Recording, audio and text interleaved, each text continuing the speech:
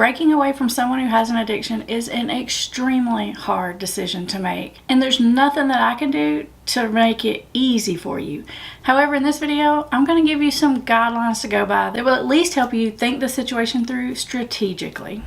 For those of you who are new here, welcome to Put the Shovel Down. I'm Amber Hollingsworth, and this YouTube channel is all about helping you understand the science and psychology of addiction so you can get your family and your life back on track. Get back out there and live the life that you want to live. I want you to know you are not powerless. You do not have to hit rock bottom, and there are many things you can do to help an addicted loved one. If you want to be back in control of your life, subscribe to this channel and I'll make sure you are always 5 steps ahead of addiction. And don't forget, hit the little bell if you want access to the bonus episodes.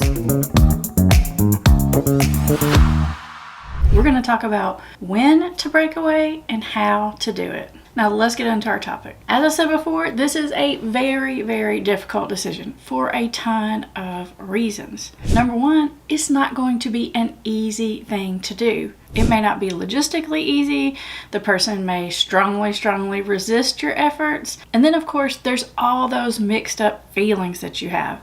The guilt that you have about leaving. Maybe you feel like you're their last sort of bridge out there. And if you leave, they'll for sure fail. Maybe you're scared of what will happen to them when you do walk away from this relationship. Maybe you're still holding out hope that they're going to turn it around because you do see little glimpses of the real them every now and then, and it keeps sucking you back into the relationship. And then there's all the self-doubt that you might have because in all likelihood, if you're in a relationship with someone who has an addiction, you've probably been being gaslit a little bit, meaning they've made you doubt yourself. They've made you doubt your reality, and you may be questioning, am I the crazy one? Maybe I am being overly uptight about it. Maybe it's not going on. All of these mixed up feelings make the decision very difficult. And that leads us to when to break away from someone who has an addiction to drugs, alcohol, gambling, any addiction. You need to break away after you've given it a lot of thought. This is not a decision that you need to make in the heat of the moment, in a big argument, after you've found some paraphernalia or caught them doing something that they shouldn't have done. It's not a decision that you want to make in the moment quickly. Now, the reason for that is when you make it in that moment quickly, number one, you're not really prepared to pull it off. You don't have the situation ironed out. And number two, you're making that decision emotionally and you're doing it reactively, which means once the emotion dies down, and it will, then you're very likely to go back on your decision. This isn't a decision that you're making out of an emotion. This should be a well planned out decision that you're making. Now, the next thing that comes under our when category is you do it when you're doing it for yourself.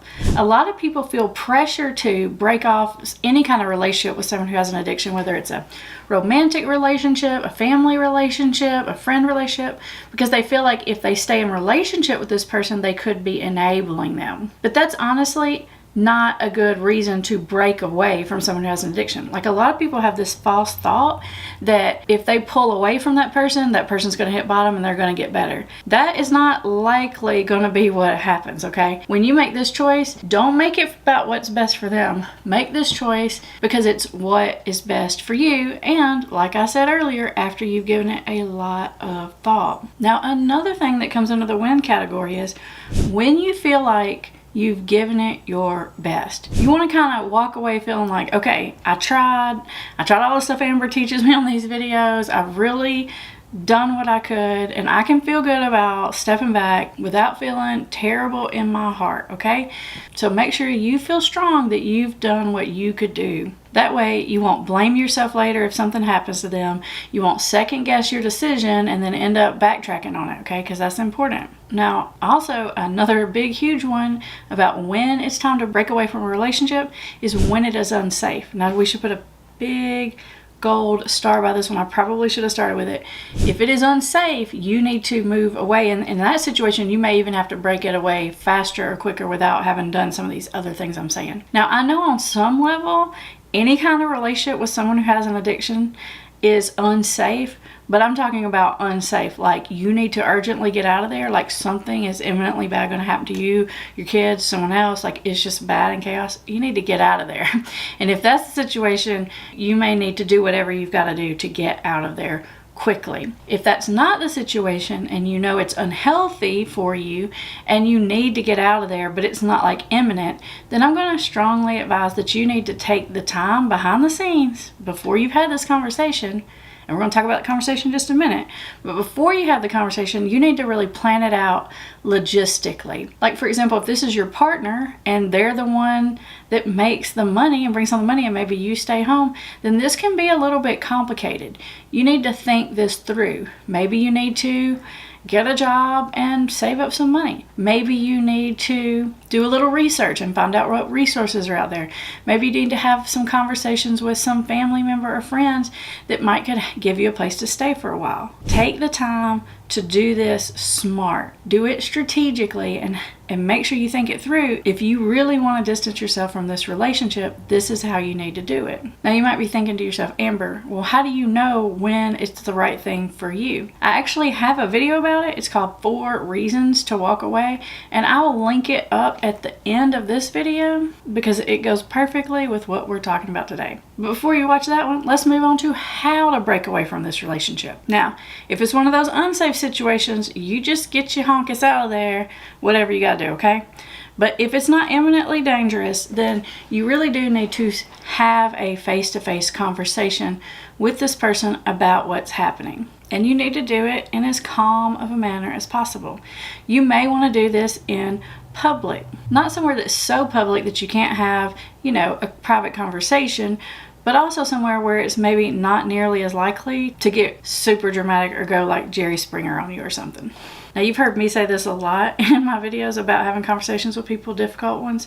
Keep it short. Do not leave a lot of room in this conversation for going back and forth. Do not argue about it. Do not place a lot of blame anywhere. Do not give them 500 examples of how you've given them 500 chances. This is not the time to express your resentment. This is not the time to try to convince them that they are addicted. Because if you're to the point of having this conversation, I'm guessing you already had that other conversation 100 times. Am I right? Don't do it when there are kids around, whether they're your kids, their kids, someone else's kids, because this is a very grown-up conversation. In fact, I want you to be more than fair about if there's like a splitting up and who gets what. I want you to be more than fair, because this will help you to have that good feeling in your heart, which will help you not cave in the long run, because you're going to feel solid. You're going to know you did everything good. You're going to know you were kind about it, and you're going to know that you were more than fair about it. This is going to help you stay solid and not second guess yourself. Now, don't be so much more than fair that you totally like screw yourself over, but don't fight and argue about stupid things like pieces of furniture and who did what, because that's going to keep you stuck in this relationship. And the whole purpose of breaking away is because it's become toxic for you, and it's what you have to do for yourself. Be empathetic, but don't cave. Now, when I say don't cave, what I mean is this. Oftentimes, when it comes to the point that you're really ready and you're going to sit down and you're going to have this conversation with someone, they may say, okay, I know, I promise, I'm done, I'm going to stop, I'm going to go to rehab, I'll go right now. And they may start to like promise you all these things. But don't let that make you say, well, okay, as long as you promise you're going to go today or tomorrow, you're going to go to meetings or whatever, I'll stay.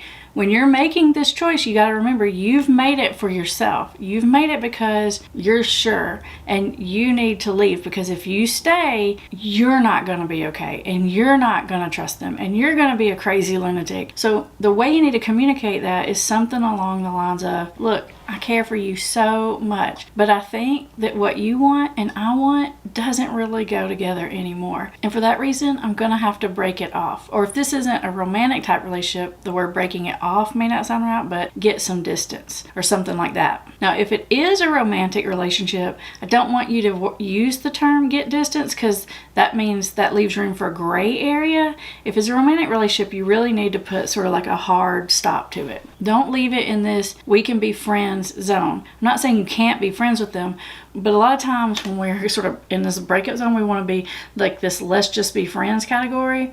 And the thing of it is whatever's going on with that person is making you sick and toxic. And even if it's close to you a little bit, it's going to keep sucking you back in. Now, eventually, you may be able to do that with this person, but probably not until you've allowed yourself some good time and distance from the situation. You don't have to tell them that they're an addict. You don't have to tell them that they're an alcoholic.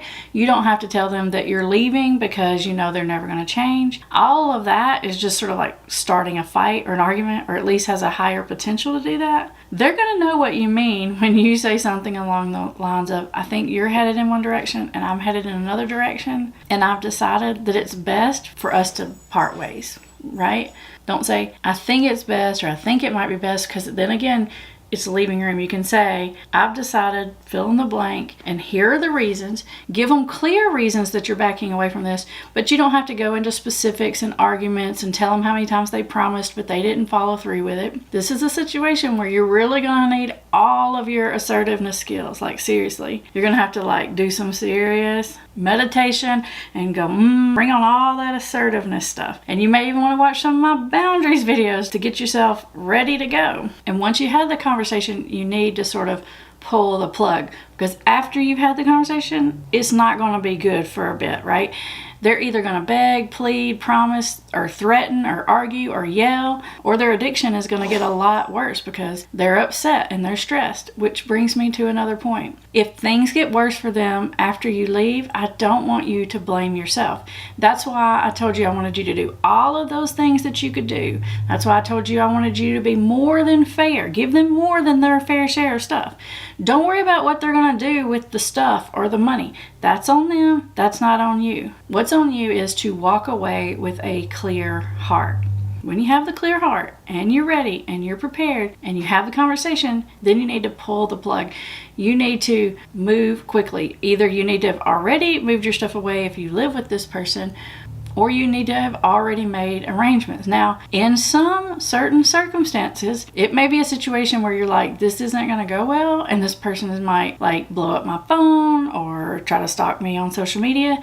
And so those are some of the things that you may have need to take care of before you have the conversation, and then literally have everything ready to go. Maybe they need to be blocked. Maybe you need to go off of social media for a while. Be ready to make the moves. Don't sit around for days and weeks after the fact and then figure it out, because that's going to be a very high risk time for some not great things to happen. At this point, it is time to make moves. Now, one other thing we need to talk about in this conversation is what to do when you get backlash from other people. But before we do that, you may be thinking to yourself, how do I know if I'm ready? How do I get ready?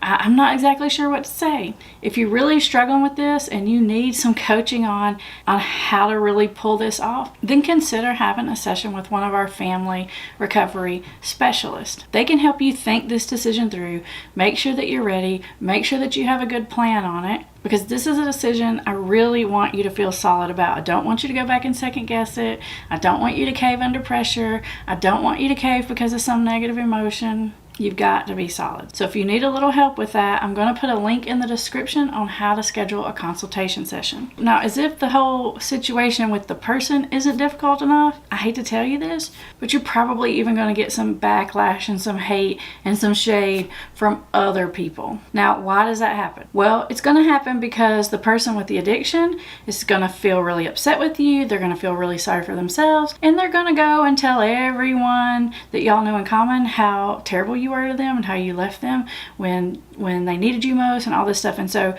you can get backlash because of that. You can get backlash because now that you've sort of dropped the rope and you're not managing the situation anymore, other people are mad because now they have to deal with it, right? Like if this is your spouse, maybe you've been trying to get their parents to be involved, but they wouldn't, and now you're out and now those parents are mad at you because now you've like left them with it, okay? But there are a lot of reasons why you might get some backlash about it. Maybe other people don't even know how bad the problem has been having, and so they're looking at you like you're selfish and mean and how could you?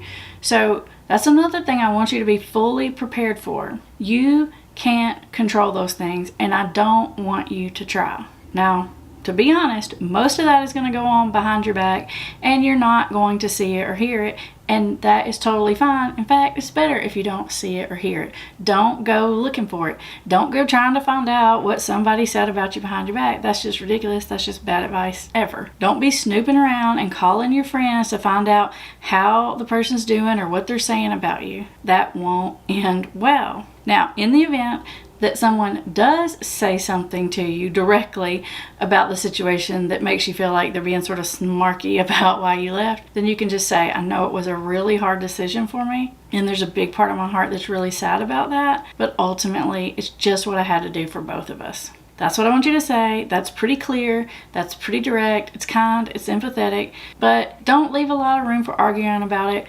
Don't try to convince them that this person is really an addict. Don't try to tell them all the things you did to try and how no one helped you. Don't.